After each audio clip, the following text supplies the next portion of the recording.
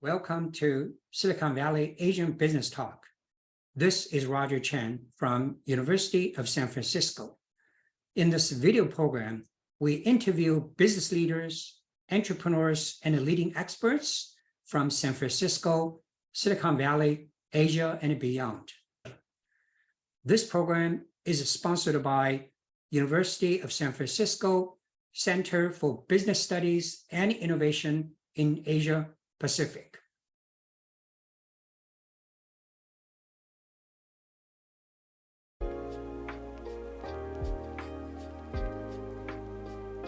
So maybe can you share with the audience what is the wisdom you like to share with the young people who want to start this journey, and what knowledge can or cannot be leveraged because your fourth journey or fourth startup can clearly demonstrate that.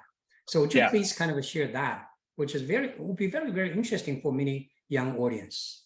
Yeah. The interesting thing about the fourth journey was when I understood that I need to learn from the youngsters how the world has changed, rather than telling them. But I'll tell you more about how that played out. In the rules of the game, in what technologies you use, how you build software and applications, those keep changing a lot. The rules of the game in how you hire people, what do people look for? What's just hiring, retaining, inspiring a team building. There are a lot of things that change in there. The way we build companies, again, a lot of things that change. So on the surface, a lot of things change, and at the roots, it's still laws of physics, and some things remain the same. So one of the things that in startups, it's always talked about, it's product market fit. So you have a market representing users, customers who have a pain, and they solve it a certain way today. You solve it much better, and you solve it in a way that that is good, that is so much better that they will pay for it. Right? Either they will pay for it or somebody else will pay for that. And then you have a business. And when you find that you have a product that solves a market pain, which is large enough, then you have product market fit. So I had learned how to navigate that and figure out, if the product is strong, but the market is not, change the market. If the market is strong, but the product is not, change the product. So how do you find that fit is something I had figured out how to do. Now, in that whole process, my first three companies were all building applications, application software, a certain kind of software architecture, which had certain kind of dynamics. My fourth company was actually infrastructure software. It was a new kind of business. API businesses are only, less than 10 years old. So it's a new kind of business. And of course, first principles remain the same, but there were some special dynamics there. And I understood that this is infrastructure software.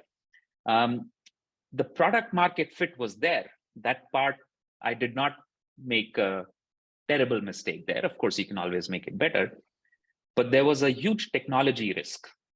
So as someone who's built three companies before and invested in so many, I thought, technology risk, I have a great team of people, of course, and at this day and age, we can always figure out how to build the right technology. The harder part is product market fit. But turned out in this case that having a team that could build the technology for this was non-trivial.